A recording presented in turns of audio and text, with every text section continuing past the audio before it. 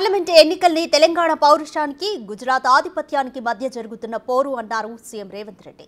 వచ్చే ఎన్నికల్లో 400 సీట్లు వస్తే బీజేపీ రాజ్యాంగాన్ని మారుస్తుందని పునరుద్ఘాటించారు. దానిపై ప్రశ్నిస్తే ఢిల్లీ పోలీసులు కేసులు పెట్టారని ఆగ్రహం వ్యక్తం చేశారు.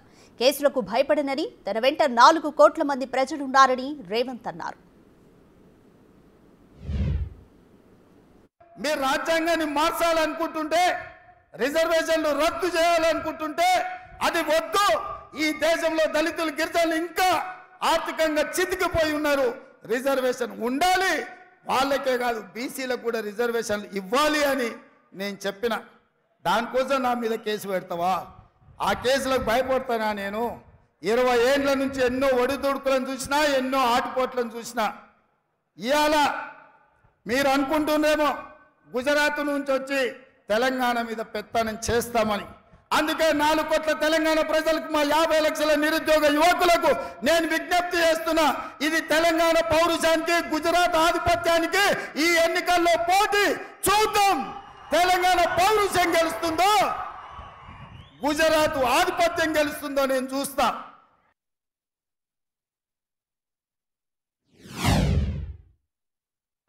ఏం దౌర్జన్యమయ్యా ఇది? నేను ఇవాళ కోరుట్లలో మీటింగ్ పెట్టుకున్నా, సాయంత్రం కుక్కట్పల్లిలో పెట్టుకున్నా, ఆ తర్వాత శేర్లింగంపల్లి పెట్టుకున్నా, రేపు జగిత్యాలకు వస్తున్నా.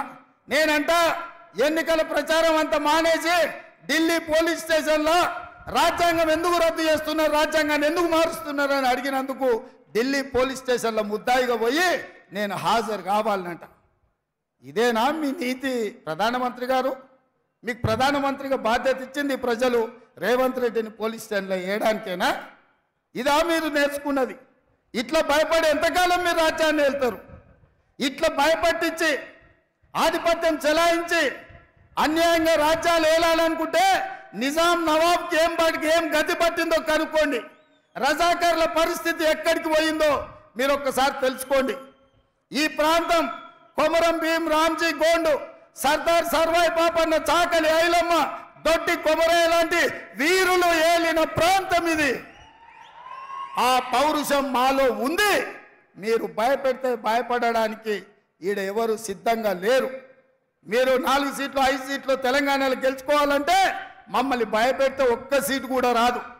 మీరు చేసిన పని చెప్పుకోండి. మీ కార్యకర్తలు మీరు ఏంది మొనగాల్లో, మీరు మీ ఎంపీలు ఏం పని చేసిరో చెప్పండి. నా రాష్ట్రానికి వచ్చి నా రాష్ట్ర నడిగడ్డ మీద నిలబడి ఈ రాష్ట్ర ముఖ్యమంత్రిని బెదిరిస్తున్నావంటే తెలంగాణ సమాజం ఎడ్డిదో గుడ్డిదో కాదు. నువ్వు భయపడితే భయపడడానికి ఇక్కడ ఎవరు అమాయకులు లేరు. ఖబర్దార్ ప్రధానమంత్రి గారు, మీరు అనుకుంటుందేమో తెలంగాణ గడ్డ మీదకి గుజరాత్ నుంచి వచ్చి బెదిరిస్తామని. ఇది నా ఊరు, ఇది నా ప్రాంతం. నా ఊరికి వచ్చి నన్నే బెదిరిస్తావా? నేనేం మాట్లాడినా రిజర్వేషన్లు రద్దు చేయొద్దని అడిగిన, రాజ్యాంగాన్ని మార్చొద్దని అన్నా. ఒకవేళ నీకు నచ్చితే నా మాట విను, నచ్చకపోతే నా ఇష్టం. రాజ్యాంగం మారితే రిజర్వేషన్లు రద్దు చేస్తానని ప్రజల్ని ఓట్లు అడుగు, ప్రజలే తీర్పిస్తారు ఎవరి పక్కన నిలబడాలను.